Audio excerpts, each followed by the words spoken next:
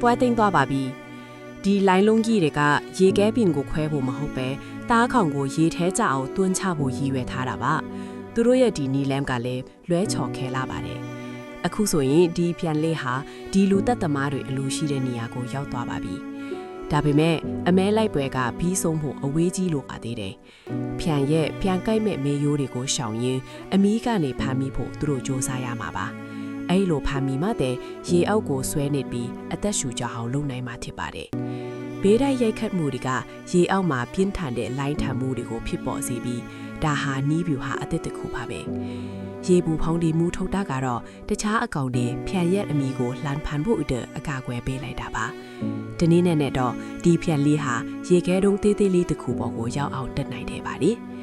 ဒီလူသက်ဝေလာငါးတွေကသူ့ကိုအလွယ်တကူဖမ်းလို့ရပေမဲ့အခုတော့ဒါဟာကစားပွဲတစ်ခုလိုဖြစ်နေပါပြီဖြန်လေးရဲ့အသက်ဟာရေခဲတုံးရဲ့ခွင့်ထွက်မှုပေါ်မှာပဲမူတည်နေပါတယ်နောက်တစ်ချိန်မှာတော့ဝေလာငါးအုပ်စုဟာဖြန်ကိုရေထဲကျအောင်စူးပေါင်းပြီးလှုပ်ဆောင်ကြပြန်ပါတယ်ဖြန်လေးဟာလွတ်မြောက်ဖို့အခွင့်အရေးတစ်ခုကိုတွေးလိုက်ပါတယ်